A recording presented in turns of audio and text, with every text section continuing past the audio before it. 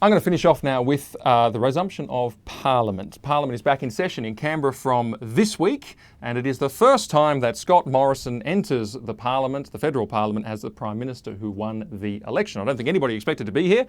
I don't think Scott Morrison expected to be PM, and I don't think that the opposition expected to be the opposition. But here we are. And of course, we found out in the last 48 hours that the thing on the government's agenda straight away is going to be tax cuts. And of course, they're going to talk economy. Of course, they're going to wallop Labor for not supporting the same tax cuts. Of course, they're going to say they're against you having more money in your pocket. It's politics as usual. It's just exactly what we would expect. It's the usual game. Economy, economy, economy. And they'll stick to it. But see, there was a sleeper issue in the federal election, and that was the issue of religious freedom, as has been widely reported. And that remains in the background.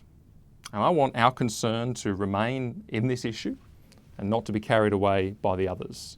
And as we start Parliament with a new government, this is the extraordinary thing.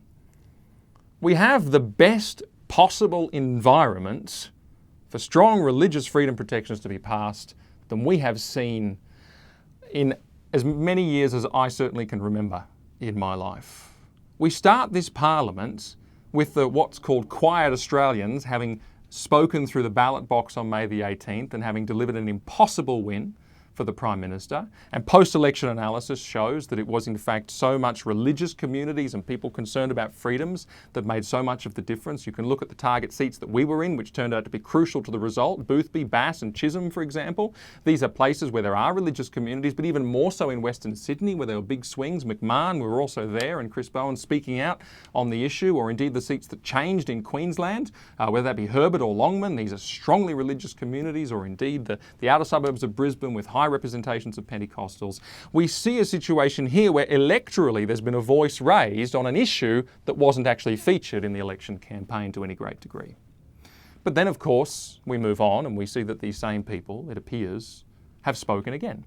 And this time they've spoken not with their ballots, but they've spoken with their wallets. And they spoke with the incredible Israel Folau fundraising campaign. To see Australians get behind that in such a way as to raise $2.2 million in 2 days for more than 22,000 people is astonishing, and I'm not sure what to compare it with in this country. And they've spoken in a way that cannot be ignored. And I know they're the quiet Australians because I was walking around the Sydney CBD at the time dealing with media, and I had people come up to me every 50 metres and they would literally whisper to me and say, "Thank you for what you're doing. I support you. Good on you," in hushed tones, and quickly move on. People who don't yell about what they think, but they're sick of losing freedoms or the sense that they are losing freedoms. And so I want to say this.